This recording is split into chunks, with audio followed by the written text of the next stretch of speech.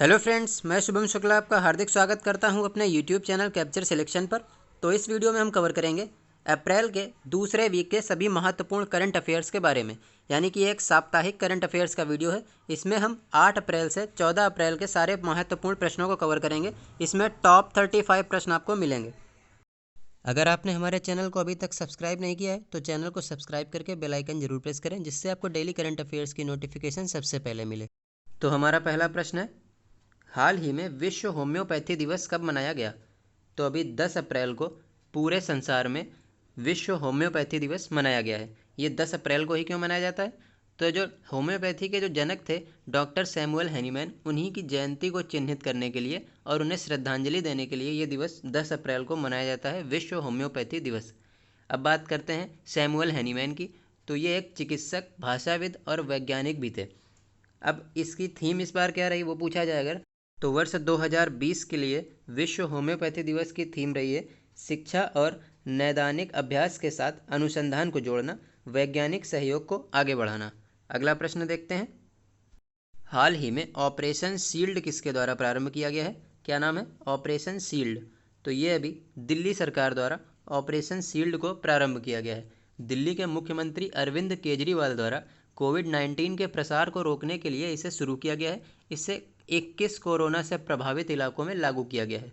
अब बात करें दिल्ली की, तो ये आपको अभी बताया मुख्यमंत्री केजरीवाल, साथ में उपराज्यपाल कौन है? अनिल बैजल। अगला प्रश्न देखते हैं, तीसरा प्रश्न है, वर्ष 2024 तक चंद्रमा के दक्षिणी ध्रुव पर मानवीय बेस कैंप स्थापित करने का ऐलान किसने किया है? तो अभी नासा ने चंद्रमा के दक्षिणी ध्रुव पर मानवीय बेस कैंप स्थापित करने का ऐलान किया है। कब तक? वर्ष 2024 तक। तो ये वर्ष भी आप याद रखें, पेपर में ये भी पूछा जा सकता है कि किस वर्ष तक नासा ने चंद्रमा के दक्षिणी ध्रुव पर मानवीय बेस कैंप स्थापित करने का ऐलान किया है। तो ये वर्ष भी आप याद रखें। अब बात हो रही है नासा की, तो नासा का फुल फॉर्म मैं आपको कई बार बता चुका हूँ, फिर सुने, national aeronautics and space administration. और नासा का जो मुख्यालय है वो कहाँ पर है? वाशिंगटन डीसी में। अच्छा ठीक है, मैंने आपको ये भी बताया हुआ है कि एक सनराइज मिशन है, ये भी अभी नासा के द्वारा ही प्रारंभ करने की घोषणा की गई है। सूर्य से रिलेटेड है, ये सौरमंडल के काम करने का पता लगाने के लिए इसकी घोषणा की गई है। अगला प्रश्न देखते हैं, चौथा प्रश्न, कोविड-19 बीमा पॉलिसी किसके द्वारा लॉन्च की गई? तो अभी एयरटेल पेमेंट्स बैंक द्वारा कोविड-19 बीमा पॉलिसी लॉन्च की गई है। ये एयरटेल पेमेंट्स बैंक ने भारतीय एक्सा जनरल इंश्योरेंस के सहयोग से मिलकर ये लॉन्च की है। तो अब इन दोनों की बात हो रही है तो इन दोनों के बारे में भी जान लें कि एयरटेल पेमेंट्स बैंक के एमडी और सीईओ कौन है? अनुव्रत विश्वास। और इसी के साथ में अभी मैंने नाम लिया भारतीय एक्सा जनरल इंश्योरेंस, इनके एमडी और सीईओ कौन है? संजीव श्रीनिवासन। तो इनका भी आपको नाम याद रखना है। अगला प्रश्न देखते हैं, हाल ही में विदेश मंत्रालय ने किसे अपने नए प्रवक्ता के रूप में नियुक्त किया है? तो अभी अनुराग श्रीवास्तव को विदेश मंत्रालय ने अपना नया प्रवक्ता नियुक्त किया है। ध्यान दें, विदेश मंत्रालय ने नियुक्त किया है। ये जो अनुराग श्रीवास्तव हैं, ये 1999 बैच के भारतीय विदेश सेवा के अधिकारी हैं। कब के हैं? 1999 बैच के भारतीय विदेश सेवा के अधिकारी हैं और इनको अभी विदेश मंत्रालय का प्रवक्ता नियुक्त किया गया है। अगर ये पूछा जाए कि इन्होंने किसका स्थान लिया है, तो इन्होंने रवीश कुमार का स्थान ग्रहण किया है। अगला प्रश्न देखते हैं, हाल ही में नेस्कॉम के नए अध्यक्ष कौन बने हैं? तो अभी प्रवीण राव बने हैं नेस्कॉम के नए अध्यक्ष। ध्यान दें, इनका नाम पूरा क्या है? यूबी प्रवीण राव इनका पूरा नाम है और ये अभी नेस्कॉम के नए चेयरपर्सन नियुक्त किए गए हैं। बात करें अगर नेस्कॉम की, तो नेस्कॉम का पूरा क्या नाम है? National association of software service companies. फिर सुने, national association of software services companies, और इसका मुख्यालय है नई दिल्ली में। इन्होंने, अगर इसका पूछा जाए कि प्रवीण राव ने स्थान किसका लिया है, यानी स्थान किसका लेंगे, तो ये केशव मुरुगेश का स्थान लेंगे। अगला प्रश्न देखते हैं, भारत सरकार द्वारा कोविड-19 से निपटने के लिए किस नाम से एक ई लर्निंग प्लेटफॉर्म लॉन्च किया गया है? तो अभी भारत सरकार ने एक ई लर्निंग प्लेटफॉर्म लॉन्च किया है जिसका नाम है आई गॉट। तो इसको आपको ध्यान रखना है। इस प्लेटफॉर्म को igot.gov.in पर एक्सेस किया जा सकता है। तो इसको भी आप याद रखें। ये लोगों को कोविड-19 महामारी से निपटने, उससे रिलेटेड प्रशिक्षण और अपडेट के बारे में सूचित करेगा। तो इसको आपको ध्यान रखना है। नाम है आई गॉट, IGOT। अगला प्रश्न देखते हैं, हाल ही में भारतीय एक्सा का नया एमडी और सीईओ किसे नियुक्त किया गया है? तो अभी पराग राजा को भारतीय एक्सा लाइफ इंश्योरेंस का नया एमडी और सीईओ नियुक्त किया गया है। तो इनका नाम आपको याद रखना है। अगला प्रश्न देखते हैं। हाल ही में इफ्को टोक्यो का एमडी और सीईओ किसे नियुक्त किया गया है? किसका? इफ्को टोक्यो का। तो ये हैं अनामिका रॉय और इन्हें अभी IFFCO Tokyo general insurance company का एमडी और सीईओ यानी कि प्रबंध निदेशक और मुख्य कार्यकारी अधिकारी नियुक्त किया गया है। अब बात करें ये स्थान किसका लेने वाली हैं, तो ये वारेंद्र सिन्हा का स्थान लेंगी। अब ध्यान देने वाली बात यह है कि भारत की एक बड़ी निजी क्षेत्र की सामान्य बीमा कंपनी की ये प्रथम महिला एमडी और सीईओ होंगी अनामिका राय। तो ये भी आप ध्यान रखें। अगला प्रश्न देखते हैं। हाल ही में किस शहर में एक बाघ के कोरोना वायरस से संक्रमित होने का पहला मामला सामने आया है? तो ये अमेरिका के न्यूयॉर्क शहर में एक चिड़ियाघर है जिसका नाम है ब्रोक्स, और इस चिड़ियाघर में एक बाघ है, ये अभी कोरोना वायरस के टेस्ट में पॉजिटिव पाया गया है। तो ये आपको ध्यान रखना है। संयुक्त राष्ट्र ने वित्तीय वर्ष 2021 के लिए भारत के जीडीपी विकास दर कितनी रहने का अनुमान लगाया है? किसने? संयुक्त राष्ट्र ने। तो अभी संयुक्त राष्ट्र ने एक रिपोर्ट के अनुसार 4.8% भारत के जीडीपी विकास दर रहने का अनुमान लगाया है वित्तीय वर्ष 2021 में। अब अगर इस रिपोर्ट के नाम के बारे में बात करें तो इसका फुल फॉर्म अगर करते हैं तो इसको कहते हैं ESCAP 2020, यानी कि शीर्षक क्या हुआ? Economic and social survey of Asia and the Pacific 2020 towards sustainable economies. तो ये आपको नाम भी ध्यान रखना है रिपोर्ट का। अगला प्रश्न देखते हैं। हाल ही में लीबिया के पूर्व प्रधानमंत्री का निधन हो गया है, उनका क्या नाम था? तो ध्यान दें, महमूद जिब्रील। ये लीबिया के पूर्व प्रधानमंत्री थे और इनका भी निधन हो गया है। ध्यान देने वाली बात यह है कि इनका भी निधन कोविड-19 के कारण ही हो गया है। तो ये आपको याद रखना है। अब बात हो रही है लीबिया की, तो लीबिया की राजधानी क्या है? त्रिपोली। लीबिया की मुद्रा क्या है? लीबियाई दिनार। और लीबिया के पीएम कौन है, यानी कि प्रधानमंत्री कौन है? फैज अल सरराज। अगला प्रश्न देखते हैं। मेलानिया ट्रंप पर लिखी गई किताब the art of her deal की लेखक कौन है? ध्यान दें, मेलानिया ट्रंप पर यह किताब लिखी गई है और इनकी लेखक हैं इस किताब की अमेरिकी रिपोर्टर हैं मैरी जॉर्डन, और इन्होंने इस किताब को लिखा है the art of her deal. इस किताब का पूरा नाम है the art of her deal और उसके बाद the untold story of Melania Trump. तो इस किताब के नाम से ही पता चलता है कि ये मेलानिया ट्रंप के बारे में लिखी गई किताब है। अगला प्रश्न देखते हैं। घर पर क्वारंटीन कर रहे लोगों को ट्रैक करने के लिए रक्षा सर्व नामक एक ऐप किस राज्य की पुलिस द्वारा विकसित किया गया है? नाम क्या है? रक्षा सर्व। तो ये अभी छत्तीसगढ़ की पुलिस के द्वारा इस ऐप को विकसित किया गया है लोगों को ट्रैक करने के लिए। जो लोग क्वारंटीन कर रहे हैं उन लोगों को ट्रैक करने के उद्देश्य से इसको अभी विकसित किया गया है। ये छत्तीसगढ़ की पुलिस ने एक स्टार्टअप मोब कोडर की सहायता से इसको विकसित किया है। तो इसको आपको ध्यान रखना है। इसमें करना क्या है, इस ऐप में उपयोगकर्ता को हर 1 घंटे में अपनी एक सेल्फी डालनी होगी जिसके द्वारा उसकी स्थिति को निश्चित किया जाएगा। तो ये ध्यान रखना है आपको। अगला प्रश्न देखते हैं। भारत पढ़े ऑनलाइन नामक अभियान किस मंत्रालय द्वारा प्रारंभ किया गया है? क्या नाम है अभियान का? भारत पढ़े ऑनलाइन। और ये अभी मानव संसाधन विकास मंत्रालय द्वारा इस अभियान को प्रारंभ किया गया है। ये देश में ऑनलाइन शिक्षा के ढांचे में सुधार के लिए इसको किया जा रहा है। इसके द्वारा होगा क्या कि जो डिजिटल शिक्षा के जो प्लेटफॉर्म हैं उन पर ऑनलाइन शिक्षा के समय कोई भी बाधा अगर आती है तो उन बाधाओं को दूर करने के लिए देश के सभी क्षेत्रों के विशेषज्ञों को सीधे समाधान या सुझाव देने के लिए इसमें आमंत्रित किया गया है। तो इसको ध्यान रखें, भारत पढ़े ऑनलाइन मानव संसाधन विकास मंत्रालय द्वारा इसे प्रारंभ किया गया है। अगला प्रश्न देखते हैं। हाल ही में अंतर्राष्ट्रीय मुद्रा कोष यानी कि IMF के बाहरी सलाहकार समूह में RBI के किस पूर्व गवर्नर को शामिल किया गया है? बहुत ही महत्वपूर्ण प्रश्न है, ध्यान दें। तो अंतर्राष्ट्रीय मुद्रा कोष के बाहरी सलाहकार समूह में अभी रघुराम राजन को शामिल किया गया है जो कि RBI यानी कि भारतीय रिजर्व बैंक के पूर्व गवर्नर रहे हैं। तो इनका नाम आपको याद रखना है। अब ये IMF का फुल फॉर्म भी जान लें। इसका फुल फॉर्म क्या होता है? International monetary fund. और IMF यानी कि अंतर्राष्ट्रीय मुद्रा कोष का मुख्यालय कहाँ पर है? वाशिंगटन DC में। स्थापना कब हुई थी? 1945 ईस्वी में। तो इसको आपको ध्यान रखना है। अगला प्रश्न देखते हैं। अभी कर्नाटका बैंक का MD और CEO किसे नियुक्त किया गया है? तो महाबलेश्वर MS को कर्नाटका बैंक का MD और CEO पुनः नियुक्त कर दिया गया है। RBI द्वारा इन्हें अगले 3 वर्षों की नियुक्ति की मंजूरी दी गई है। ध्यान दें, 3 वर्षों की। तो कर्नाटका बैंक का मुख्यालय की भी बात कर लें, ये है मंगलौर में, और मंगलौर कहाँ पर है? कर्नाटक में। अगला प्रश्न देखते हैं, डिजिटल पेमेंट को बढ़ावा देने के लिए ट्विटर अभियान का शुभारंभ किस बैंक ने किया है? तो अभी भारतीय रिजर्व बैंक आरबीआई ने ट्विटर अभियान का शुभारंभ किया है। किस लिए किया है? डिजिटल पेमेंट का बढ़ावा देने के लिए। ये डिजिटल तरीके से पेमेंट सुविधा को अपनाने के उद्देश्य से इसको शुरू किया गया है और लोगों से इसी के आग्रह किया जाएगा। तो ये आपको नाम ध्यान रखना है, ट्विटर अभियान। डिजिटल तरीके से सुविधाजनक और सुरक्षित भुगतान करने के लिए इसका प्रचार और प्रसार किया जाएगा और इसके लिए अमिताभ बच्चन को नियुक्त किया गया है। ये अमिताभ बच्चन इसका प्रचार और प्रसार करेंगे। अगला प्रश्न देखते हैं, फीफा द्वारा जारी नवीनतम रैंकिंग के अनुसार भारत किस स्थान पर है? तो भारत यानी कि भारतीय फुटबॉल टीम 108वें स्थान पर है फीफा की जो अभी नवीनतम रैंकिंग जारी हुई है उसके अनुसार। तो अब बात करते हैं पहले स्थान पर कौन है? तो पहले स्थान पर है बेल्जियम, फिर दूसरे स्थान पर कौन है?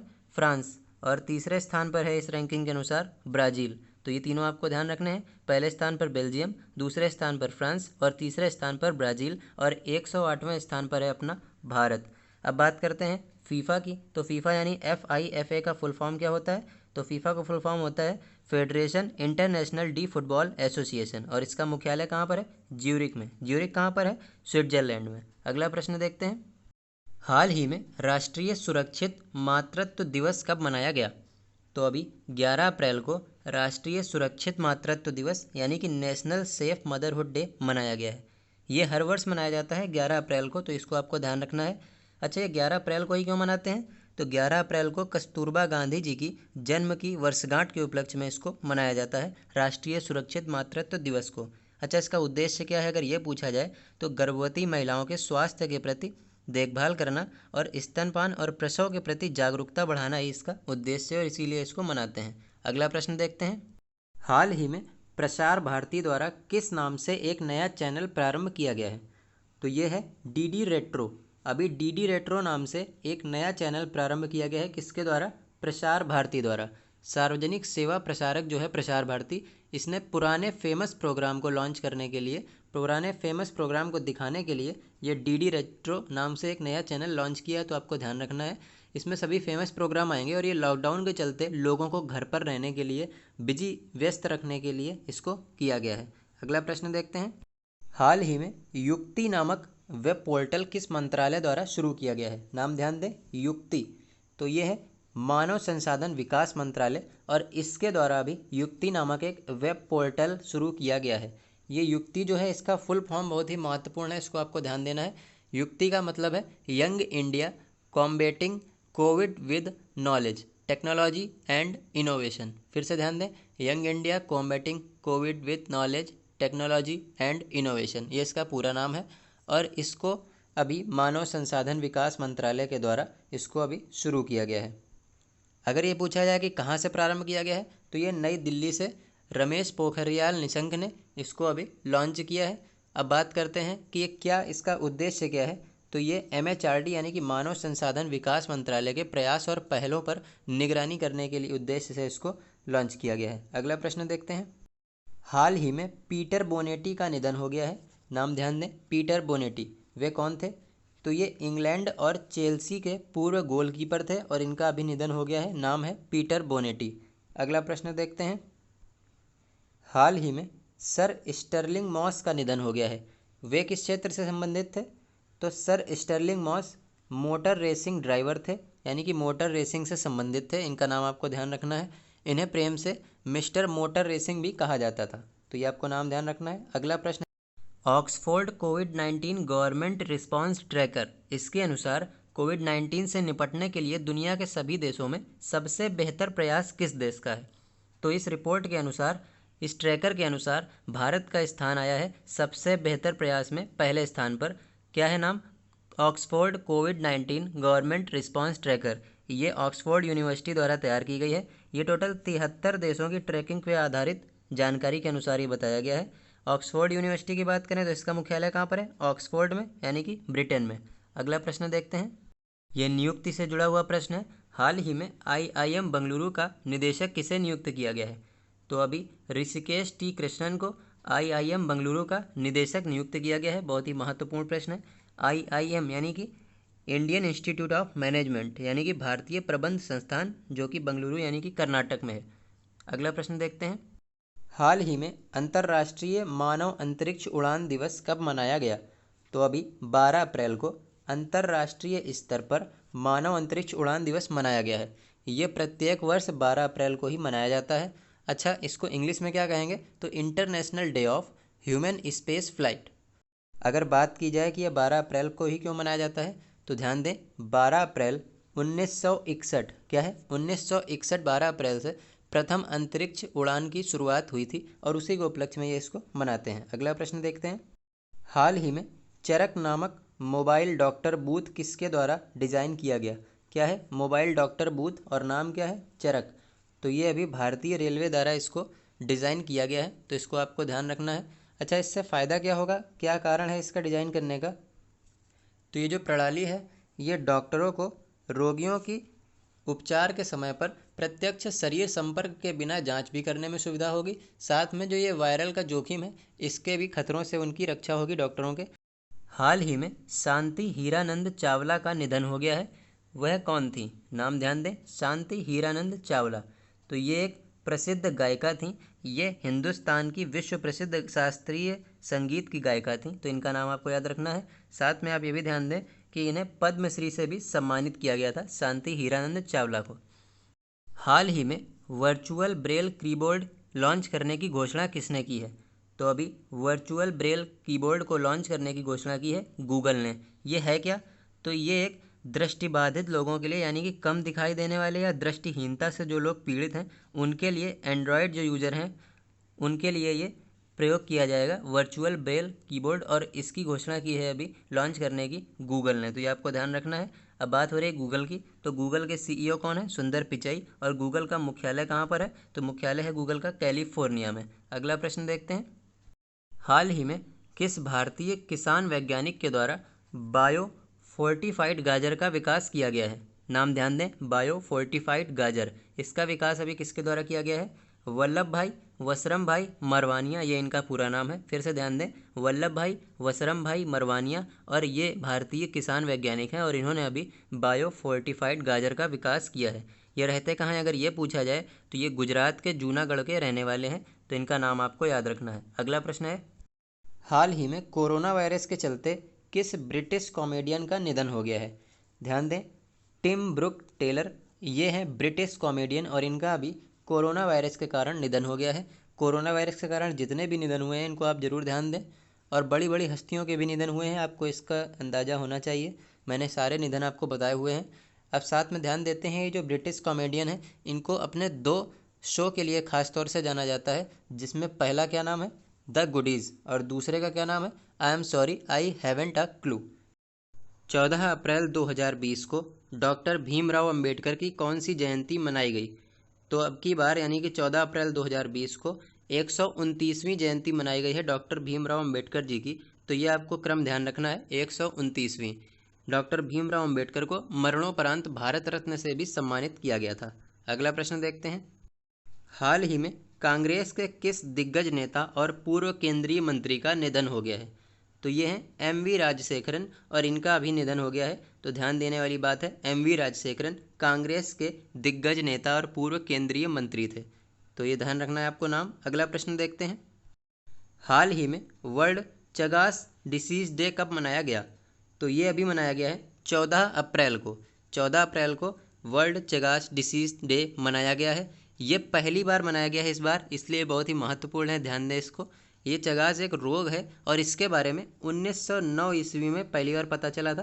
पहली बार 1909 ईस्वी में ब्राज़ील में इसके एक प्रथम रोगी का उपचार किया गया था।